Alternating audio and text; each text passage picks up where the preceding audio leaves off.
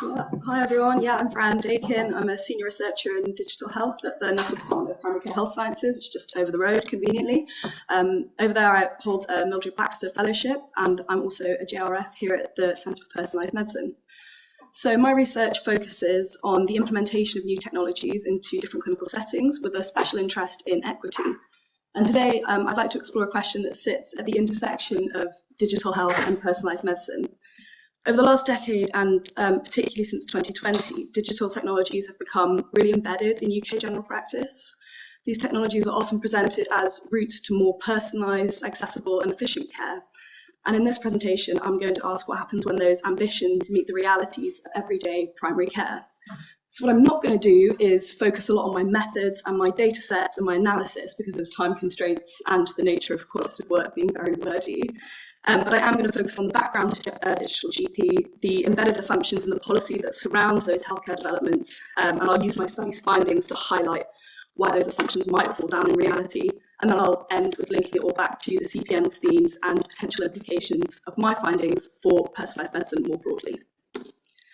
So very briefly, to explain the context of digital general practice, during the pandemic, there was a sudden policy demand for remote services, that's remote access, triaging, and remote consultations to be rapidly scaled up in response to infection control measures mainly. And now, several years on, many GP practices have digital access routes that look much like this, have some kind of digital triage, offer synchronous and asynchronous consulting modes, as well as the embedded software to manage practice work. So that meant the access and triage process changed quite radically to involve multiple technologies and people. Patients navigate to their GP websites, complete online consultation forms, which can be long and repetitive, to present their needs to the practice, and those responses are reviewed by receptionists, administrators, or by clinicians, and then tasks are allocated to different members of staff, depending on what's required. Often this would result in some kind of clinical contact, either digital, over the phone, or in person. And increasingly, these pathways and the work that surrounds them are also integrating artificial intelligence technologies. And that's the broad empirical context that I've been working in. And this is the policy context. This isn't all of it, didn't all fit on the slide. But UK general practice and the NHS more broadly has a really long history of digitalisation, started way before the pandemic. Historically, it all happened quite iteratively and gradually, but it was Matt Hancock's famous decree in 2020 that all care should be remote by default in the context of the pandemic that drove that scramble to deliver it in practice. And it's in this policy context that I spent the years of 2021 to 2025 studying digital primary care using ethnographic and qualitative methods for my doctoral research. I've then spent 2025 until now studying the implications of the utilisation of AI in that space, the use of which has crept into real-world general practice through a number of official and unofficial routes, but is now encoded in the policy vision for the next 10 years for any of you that have read the 10-year plan.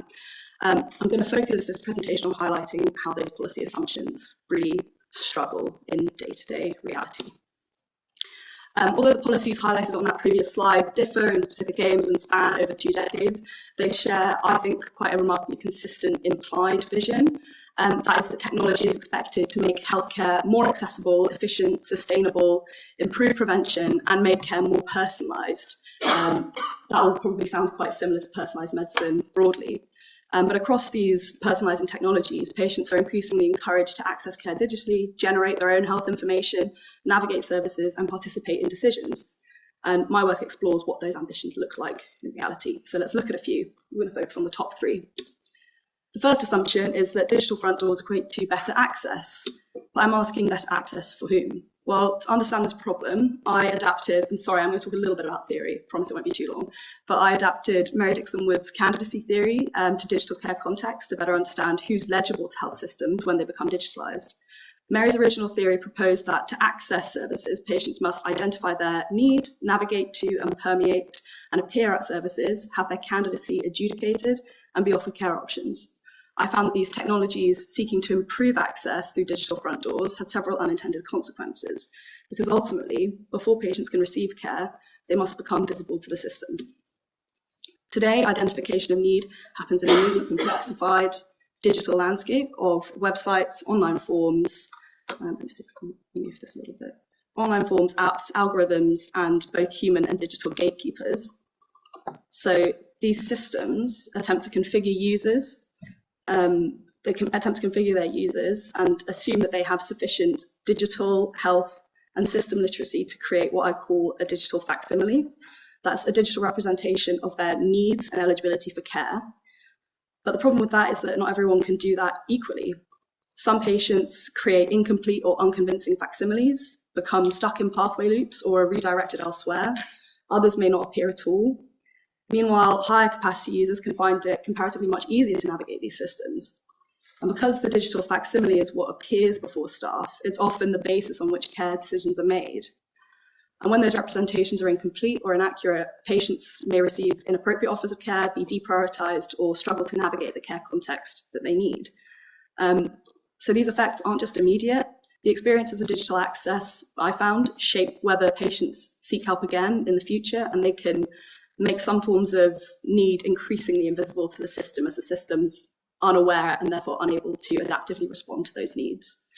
So while digital front doors may improve access for some patients, they can also simultaneously create new barriers for others and invisibilize those patients. So we need to begin to ask who is able to become visible to these systems and who's invisibilized by them as we move into an increasingly digital care future. The next assumption that I want to examine is that automation and labour substitution improve efficiency and workforce sustainability. But again, I'm asking whose efficiency and whose sustainability?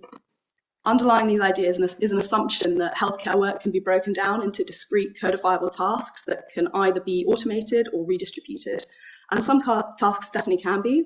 Technologies can absolutely create efficiencies. They can automate administrative processes, improve communication, and help practices manage what one of my participants describes as the uncappable workload of modern general practice. But when I looked closely at what was happening, I found that digitalization often redistributed work unfairly rather than removing it.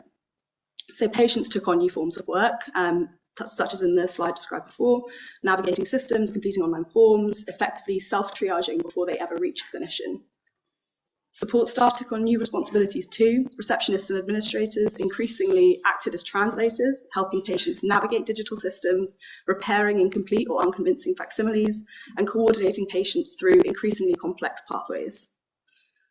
Clinical staff had to interpret those representations, coordinate information across multiple platforms and hidden streams, and adapt their work to new digital constraints.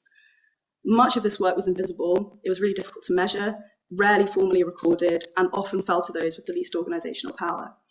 But it was essential to making that system function. And that raises a really important question, which is whose efficiency are we measuring?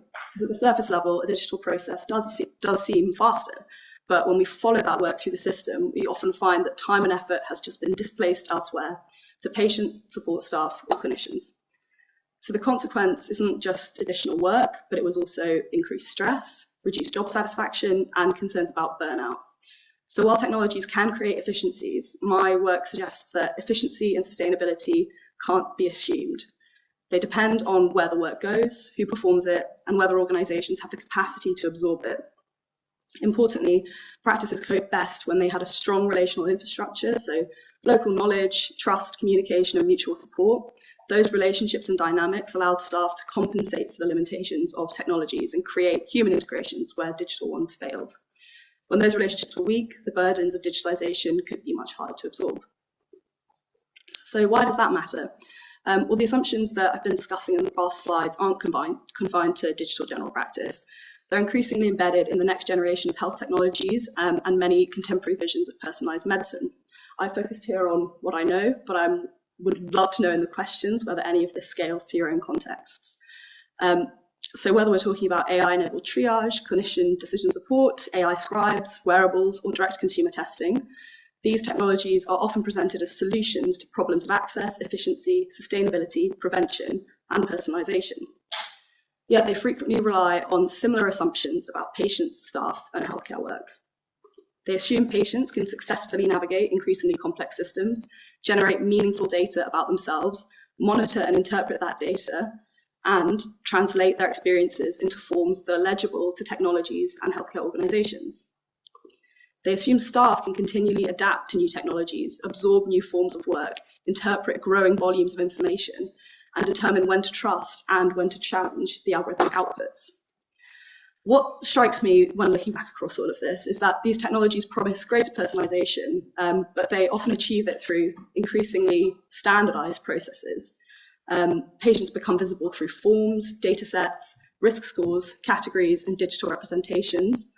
The challenge is that not everyone can produce those representations equally well, and not everyone receives the same support when they can't. My research suggests that personalisation isn't just a question of generating more data, it's also about visibility, navigation, support, and hidden work. So in a policy environment that increasingly seeks to create a more personalised and often more responsibilised health system, a key question emerges, which is personalisation for whom and at whose expense? So I'll finish by returning to the centre's themes. What I've tried to show today is that digitalisation, AI, and other emerging technologies in primary care are reshaping not only how healthcare is delivered, but how patients become visible to the healthcare system, and that includes everything attached to primary care, the whole system. That has implications for diagnosis and treatment, because decisions increasingly begin before a patient meets a clinician.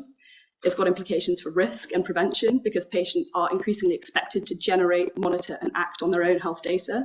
For evolving health system boundaries, because tasks that once sat within clinicians are increasingly distributed across technologies, support staff, patients, and now commercial providers. But perhaps most importantly, it's got implications for equity and for people's experiences of personalised medicine.